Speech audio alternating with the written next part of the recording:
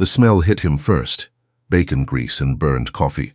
The kind that sits on the burner too long and nobody bothers to change.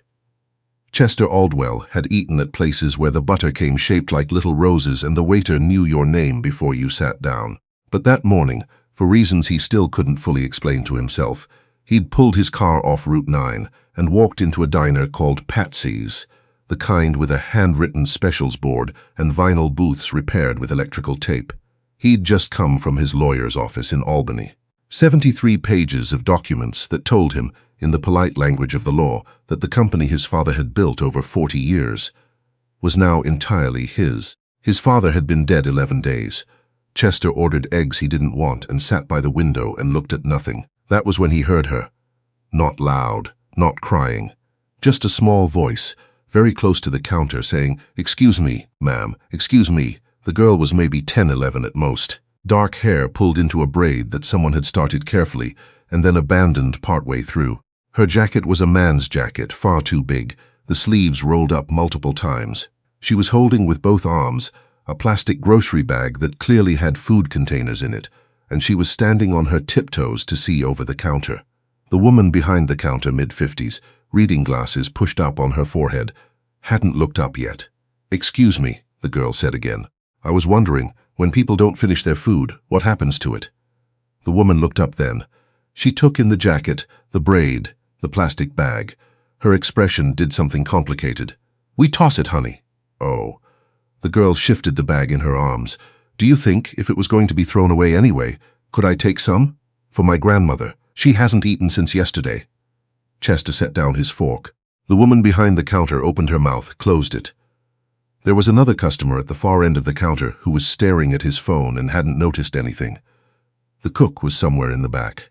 For a moment the girl just stood there, waiting, her face very still in the way that children's faces get still when they've taught themselves not to show what they're hoping for. "What's your name?" Chester asked. The girl turned. She hadn't noticed him at all. She looked at him the way children look at strangers who speak to them, measuring careful, not yet afraid but ready to be. "Ivy," she said. "Ivy." He nodded at the empty seat across from him. "Would you and your grandmother like to come sit down? I ordered too much food." He hadn't ordered too much. He'd ordered almost nothing. But Ivy looked at his plate, and then at the seat, and then back at him, and something in her small, serious face seemed to be running the calculation that children in difficult situations learn to run. Safe or not safe, help or harm. She sat down. Chester flagged the waitress. "Can we get another plate?" And he looked at Ivy. "Is your grandmother outside?" "She's in the car. She can't really walk far anymore." "Her hip. Could we get some food to go as well? Whatever's good." "The soup, maybe." The woman behind the counter, whose name tag said Pei Tsai, actually Patsy, the real one, was watching him with an expression he couldn't read. He didn't try to explain himself. There was nothing to explain. Ivy ate carefully. Not hungrily, though he suspected she was hungry. Carefully, the way someone eats when they're not sure when the next meal is coming and they want to remember what this one tasted like. "Does your grandmother live nearby?" he asked. "We live on Delmar Street, apartment 2C. She said it plainly, the way a child says things when they haven't yet learned that some information is private. "It's just us, me and Grandma June." He waited. "My mom is. She had to go away for a while." Ivy said it with the particular flatness of a line that has been practiced. "She's going to come back when she's better."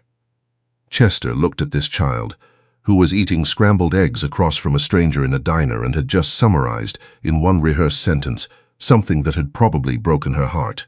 "How long have you been taking care of your grandmother?" he asked. Ivy looked up. "I don't take care of her. She takes care of me." "Of course," Chester said. "I misspoke." She went back to her eggs. Patsy came over with a brown paper bag, stapled at the top, smelling of soup and bread. She set it down next to Ivy without a word and went back to the counter. Chester caught her eye, and she shook her head slightly. "Don't mention it." And he nodded. When Ivy finished eating, she folded her napkin. She actually folded it, set it next to the plate. "Thank you," she said. "You didn't have to do that." "I know. Why did you?" Chester thought about that. Outside, a truck went by on Route 9. Somewhere in the kitchen, someone dropped something metal. "My father used to say that you can tell everything about a person by how they treat someone who can't do anything for them." He paused. I'm still trying to figure out if he was right. Ivy considered this with the gravity of someone twice her age. I think he was, she said. Then she picked up both bags, the paper one from Patsy and her own plastic one, and slid out of the booth. I have to get back to Grandma June, she worries. Chester watched her walk to the door. She pushed it open with her shoulder. Her hands were full, and the cold November air came in for just a moment. Then she was gone. He sat there a long time after that, his coffee going cold, the eggs untouched. He'd spent the last 2 weeks thinking about his father, about the business, the estate, the 73 pages, about what it meant to inherit something you hadn't built. His father had started Aldwell Industrial with 11 employees and a lease on a warehouse in Schenectady. Now there were 4,000 people who worked for the company, and Chester owned all of it, and he had no idea what he was supposed to do with that. He left a $50 bill under his plate and walked out into the November cold. He drove past Delmar Street on his way back to the highway. He told himself he wasn't looking for anything. He drove slowly, the way you do in unfamiliar neighborhoods. The houses were close together, the yards small. A dog was barking somewhere. Number 14 had a broken gutter hanging off the side. Number 20 had plywood over one window. He didn't stop. He got back on the highway and drove home to the house in Saratoga that had been his parents' house and now was his alone. But he thought about her on the drive, about the folded napkin, about the way she'd said, "My mom is," and then stopped and started again. He thought about her for 3 days. On the 4th day, he called his assistant, a methodical man named Paul who had worked for Chester's father before he worked for Chester, and asked him to find out what social services resources existed in the area around Delmar Street in Albany. Paul called back 2 hours later. He listed several. Chester wrote them down. Then he sat with the list for a while and understood that he wasn't actually going to make any calls because he didn't know what he was asking for. On the 5th day, he drove back to Patsy's. Patsy herself was there, pouring coffee for a man in a postal uniform. She looked up when Chester came in, and she didn't look surprised to see him. "The little girl," Chester said, taking a stool at the counter. "Ivy. Does she come in often?" Patsy set the coffee pot down. "She came in once before, about 2 weeks ago. Asked if she could have the day-old muffins. I gave them to her." She paused. "I've been keeping some things back in case she comes again." Chester nodded. "You know anything about her situation?" Patsy asked. "Only what she told me. The grandmother, the mother being away." Patsy leaned against the counter. "I asked around a little. The grandmother's name is June Calloway.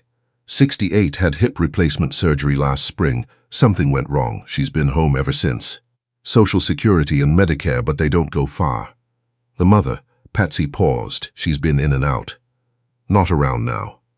"That little girl," Patsy said, "folded the napkin when she was done eating. Did you notice that?" "I noticed. Some kids—" Patsy stopped. She picked up the coffee pot again. "You want some?" "Please." They sat in the quiet of the diner, which at mid-morning was almost empty. Chester drank the coffee, which was still burned, and thought about what his father would have done. His father, who had hired people other companies wouldn't look at, who had paid for 3 employees' children to go to college, who had said you can tell everything about a person. "I want to help," Chester said. "I don't know how to do it without frightening her or making her feel like a charity case." Patsy looked at him. "Are you actually asking me for advice?" "I think I am." She thought about it. Her grandmother needs groceries. That's the practical thing. And the girl needs, I don't know, someone to notice her. She's doing a lot of noticing other people and nobody's noticing her back. Chester drove to a grocery store on the way back and bought 2 bags of food. Nothing extravagant.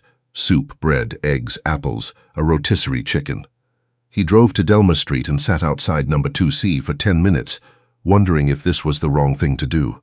He knocked. The woman who opened the door was small and white-haired and leaning on a cane, and she had Ivy's same careful eyes. "Mrs. Calloway," Chester said. "My name is Chester Aldwell. I met your granddaughter at a diner last week. I hope I'm not intruding. I had some extra groceries and thought—" June Calloway looked at the bags. She looked at him. She did the same calculation Ivy had done, running the same numbers, and something in Chester's chest hurt to recognize it. "Come in," she said. "Ivy's at school." The apartment was small and very clean. A quilt on the couch, a stack of library books on the coffee table, a smell of lavender and something older. the particular smell of a house that has been lived in by careful, quiet people. They sat at the kitchen table and June made tea, moving slowly, not accepting help when he offered. He understood that accepting help was something she was still learning. "She didn't tell me about you," June said, setting down the cups. "She may not have thought I was worth mentioning." Something flickered in June's eyes that might have been amusement. "She told me," June said carefully, "that a man at the diner was kind." Chester looked at his tea. "We don't need charity," June said, not unkindly, just clearly. "I know you don't," Chester said, "but I think Ivy needed eggs and I had too many. That's all I'm saying." June looked at him for a long moment. "My husband used to say something like that when he was bringing neighbors food and didn't want to embarrass them. He sounds like he was a smart man. He was."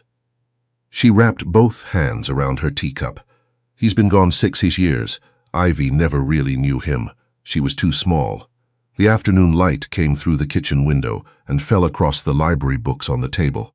Chester saw on the spine of one a title he'd loved as a child, a story about a boy and a very large dog. He didn't mention it. "What is it you do, Mr. Aldwell?" June asked.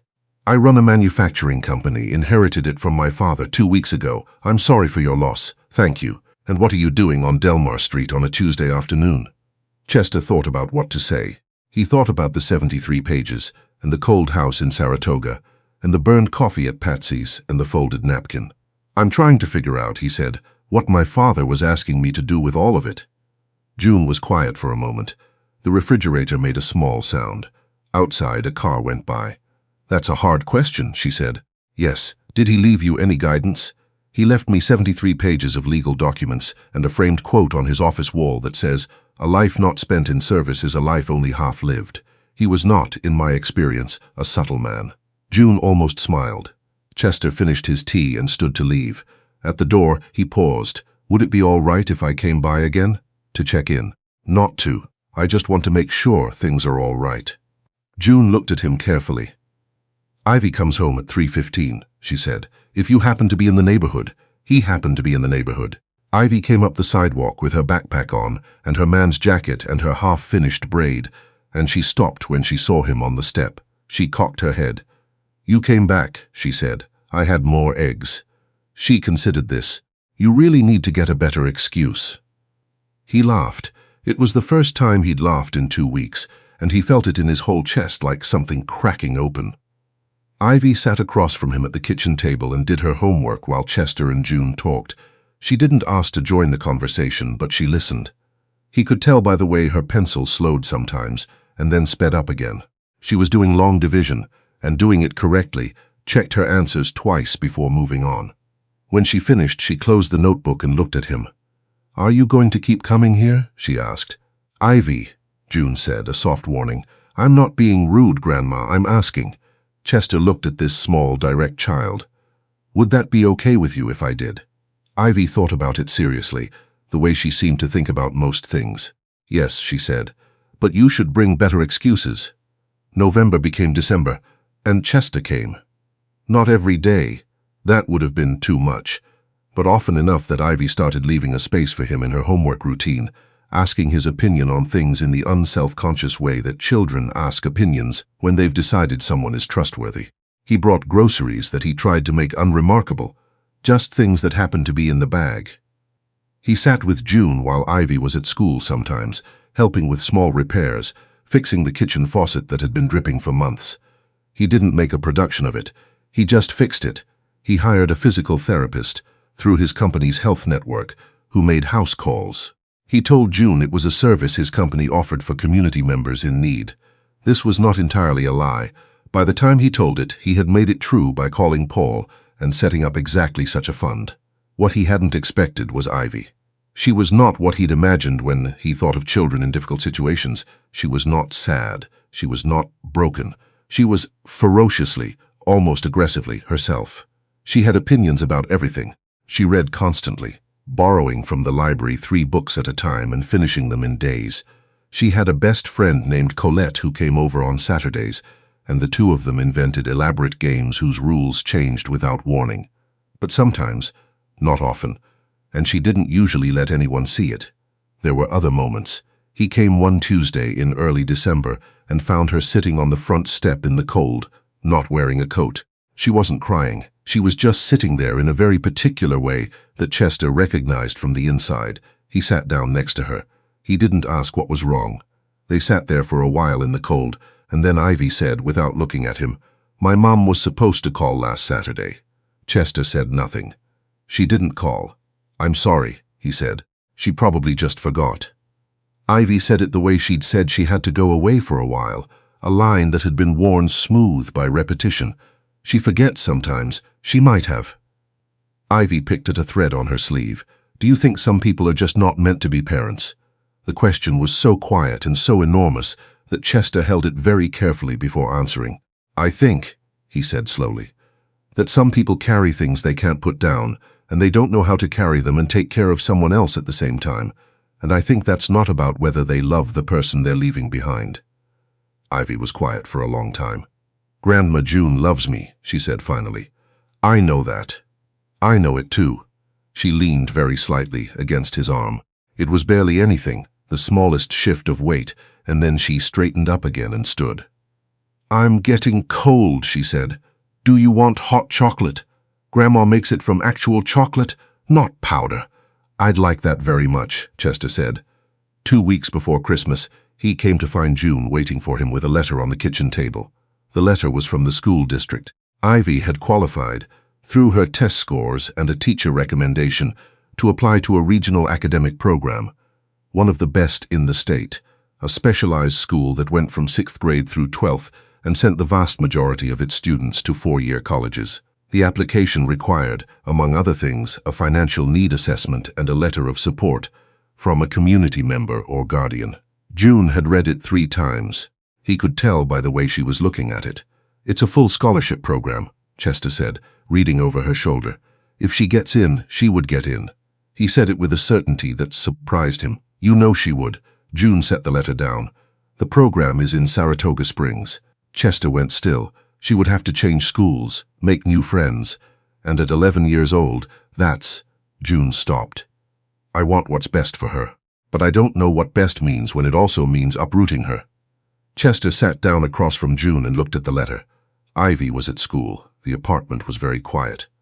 "I live in Saratoga," he said. "I know you do. The house has a guest suite, 2 bedrooms, separate entrance, fully private. I never use it.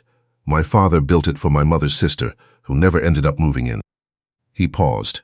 "I'm not proposing something. I'm saying that the logistics could be arranged. If that was what you wanted." June looked at him for a long time. "Chester," she said, and it was the first time she'd used his first name. "What are you doing?" He thought about his father, about 73 pages, about a framed quote and a burned-down feeling in a big empty house. "I think," he said, "I'm trying to spend the second half." June's eyes went bright for just a moment. She pressed her lips together. "Let me think about it," she said, "and more importantly, let me talk to Ivy."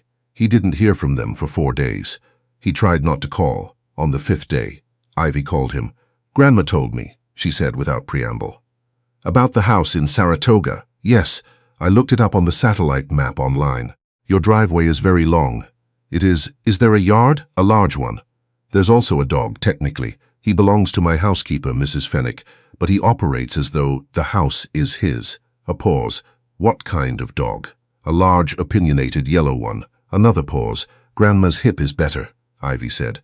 "She walked to the end of the block yesterday with just the cane. The therapist says she's ahead of schedule." "I know. I heard. That was you, wasn't it?" "The therapist." He said nothing. "You didn't have to pretend it was a company program," Ivy said. "I'm 11, not 6. Chester closed his eyes briefly. "You're right. I should have just said." "Yes," Ivy said. "You should have." A moment of quiet. "She needs a fresh start," Ivy said then, and her voice had shifted into something older. "Grandma. She's been in that apartment since Grandpa died, and everything in it reminds her of hard things. She doesn't say so, but I can tell. I think you're right. And the program." A pause, and in the pause Chester could hear something that Ivy was trying very hard not to show, which was hope. Enormous and barely contained. "It's a really good program. It's an excellent program. I looked at their science curriculum." She stopped. "I like science. I didn't know that." "You never asked." He smiled at the phone. "What kind of science?" "All of it. But especially, and here the careful composure dropped just slightly, the way things work. Systems. How one thing connects to another thing and the whole structure holds. I think it's the most interesting thing there is. Chester thought about his father's company. About 4,000 people and supply chains and the intricate invisible infrastructure that kept... I think so too, he said. Okay, Ivy said. I have to go finish my homework. But I wanted to ask you something. Ask, if we come, if we do this, what does that make you to us? Chester thought about it. Whatever you need it to mean, he said. It doesn't have to be named. Another pause. Longer this time. Grandma calls you Chester, Ivy said. But I don't think that's right for me. What would be right for you? I don't know yet, she said. I'll think about it. They moved in the second week of January. June's physical therapist, who was by then operating entirely above board, paid for through the Aldwell Family Community Fund that Chester had formally established in December, declared her strong enough for the move. Ivy's school records transferred.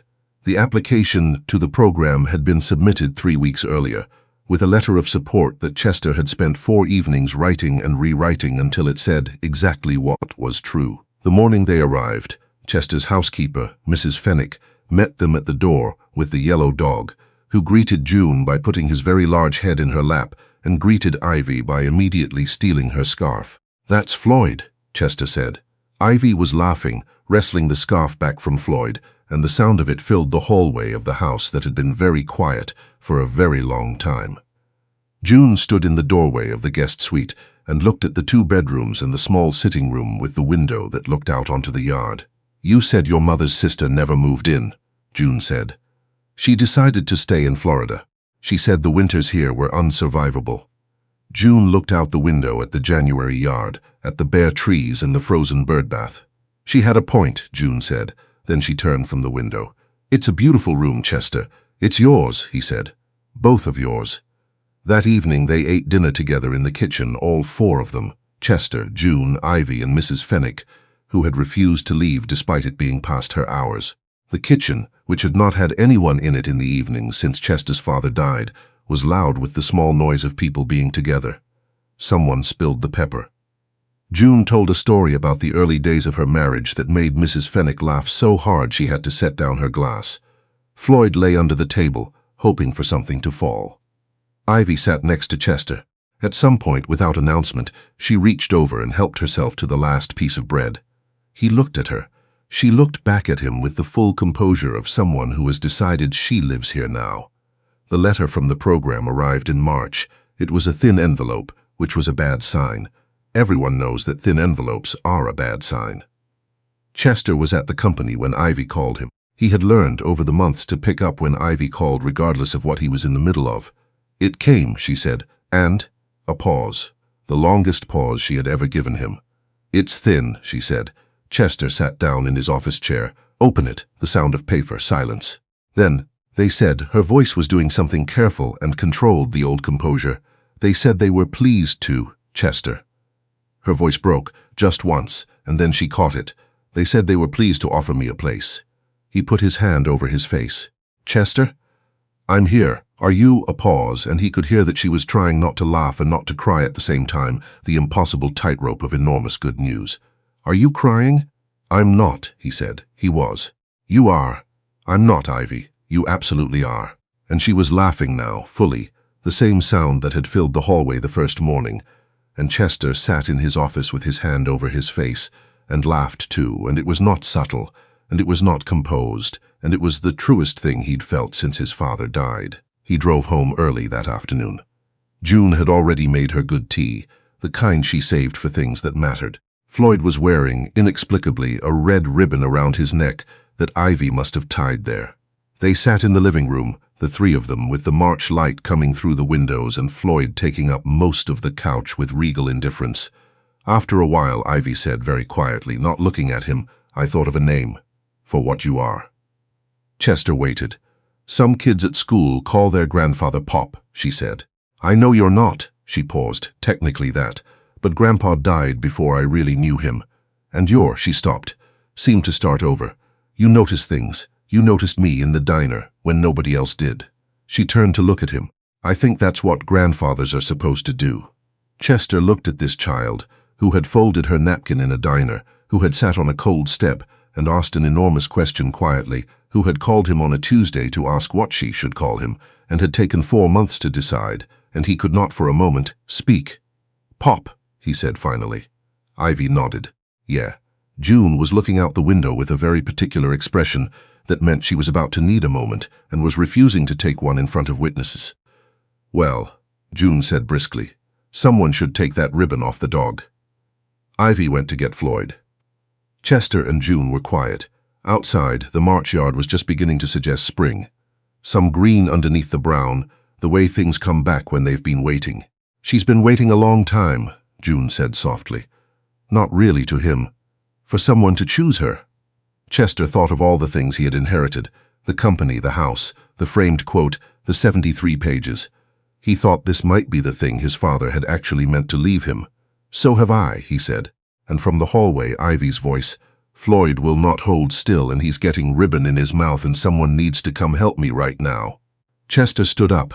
"Coming," he called. He walked into the hallway where Ivy was kneeling on the floor, both hands full of dog, laughing, and he knelt down beside her, and the three of them, the girl, the man, and the large opinionated dog, made a small, warm tangle in the doorway of a house that had learned, finally, what it was for.